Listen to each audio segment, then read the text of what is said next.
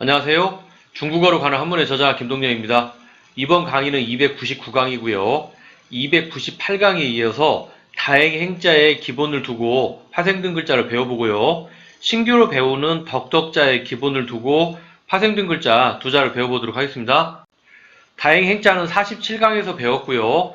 바로 앞강에서도 양 위에 올라탄 사람으로 해서 설명을 드렸습니다. 관련 글자를 배워보도록 하겠습니다. 첫 번째 글자는 갑다 알리다 보, 그리고 두 번째 글자는 잡다 집. 자, 이 글자를 이해하는 데는 병부절과 오른손 또 병부절자는 우리가 앞에서 배웠었는데요. 자, 사람이나 명령의 뜻을 갖고 있다고 말씀드렸습니다. 명령을 내릴 수 있다라는 것은 무엇을 갖고 있냐면 권력을 갖고 있다. 그러니까 권력을 손에 쥔 사람이라고 이해하시면 되겠습니다. 그래서 이 사람이 권력을 손에 쥔 사람입니다. 그리고 왼쪽에는 양 위에 올라탄 사람이죠. 그러니까 양 위에 올라탄 사람이 권력을 쥔 사람에게 지금 이렇게 찾아왔다. 이렇게 이해하면 이해가 굉장히 쉽습니다.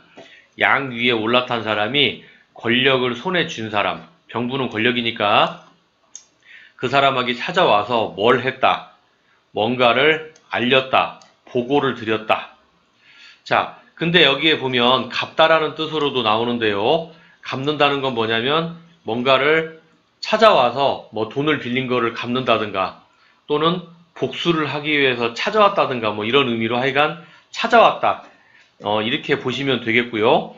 이 글자에는 간체가 있는데요. 간체는 여기 왼쪽에 양 위에 올라탄 사람을 오른손 또 손 숫자로 이렇게 바꾸면 간체가 되겠습니다.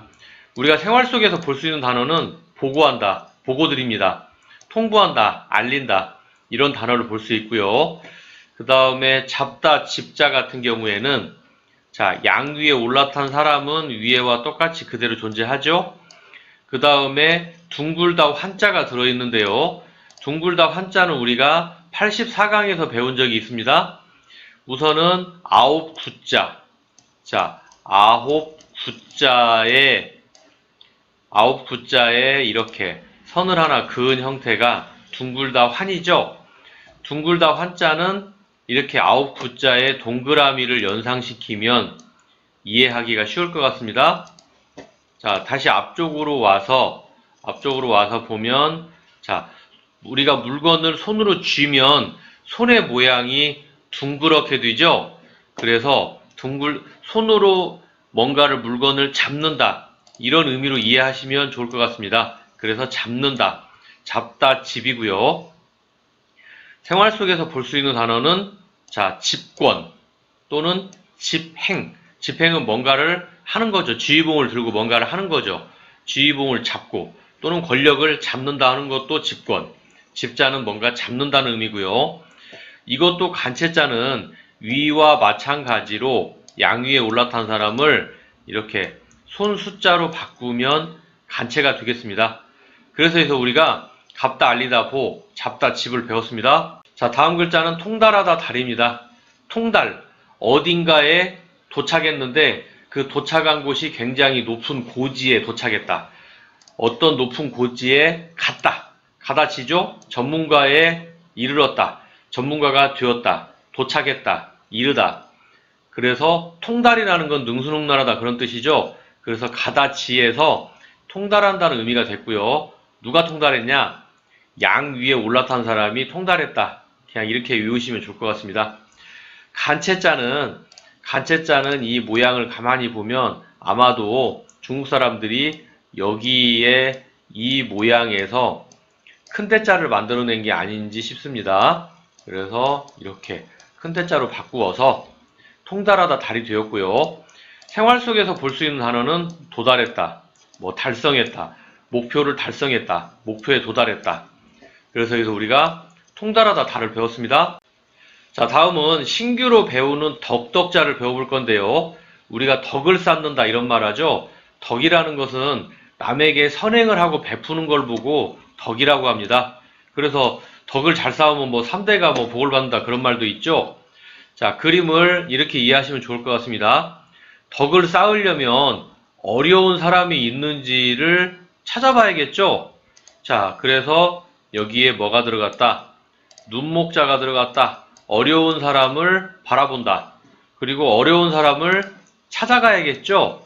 그래서 걷다 척이 들어갔습니다. 어려운 사람을 찾아가고 어려운 사람을 눈으로 보고 그리고 그 사람을 보면서 어려운 사람의 마음을 이해해야겠죠? 그리고 선행을 베풀어야겠죠? 그래서 마음심자가 들어갑니다.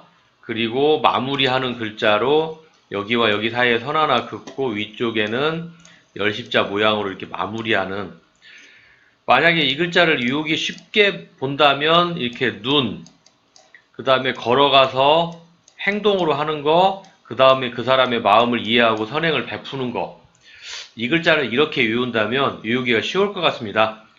덕덕자와 관련 글자를 배워보도록 하겠습니다. 자, 첫 번째 글자는 듣다청, 그리고 두 번째 글자는 관청청인데요. 방금 전에 우리가 덕덕자에 대한 공부를 했는데 거기에서 걷다 척의 부분만 빠졌죠.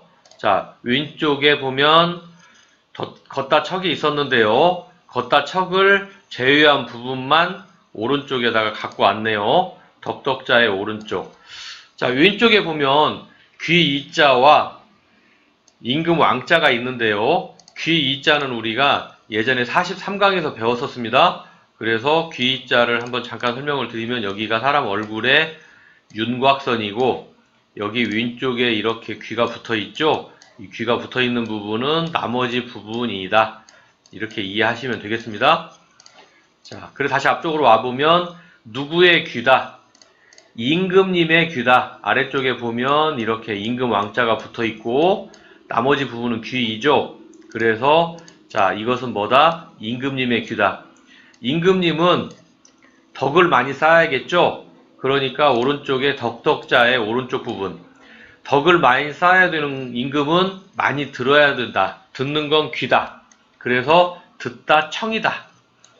자, 그래서 생활 속에서 볼 수 있는 단어는 뭐 도청한다, 잘 듣는 능력, 청력, 자, 이런 단어가 있고요.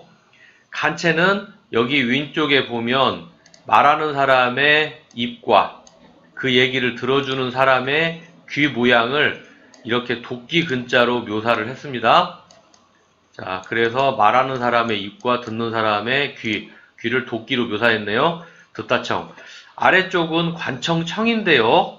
방금 전에 우리가 듣다 청자를 배웠죠? 그러면 이 안에 들어가 있는 이 글자의 의미 뭐다? 그대로 청자다. 그 다음에 자, 집 엄자가 들어가 있는데요. 집이라는 거는 건물을 얘기하는 거죠. 그래서 자, 집 엄자, 듣다 청과 집 엄자가 만나서 건물, 그 건물은 뭐한다? 관청. 관청은 뭐하는 곳이다? 공무원들이 일하는 건물 보고 관청이라고 합니다. 그래서 관청청이고요. 간체자는 이 안쪽에 듣다 청자의 모양을 이렇게 못정자로 바꿨죠. 그리고 나머지 부분에 이 꽁지 부분만 없애고 집 불바의 엄으로 이렇게 바꾸어 주었습니다. 그래서 여기서 우리가 듣다 청, 관청청을 배웠습니다. 299강에서 다행행과 새로 배운 덕덕자의 기본을 두고 파생된 글자를 배웠습니다. 이번 강의는 여기서 마치도록 하겠습니다. 다음 강의 듣도록 하겠습니다. 감사합니다.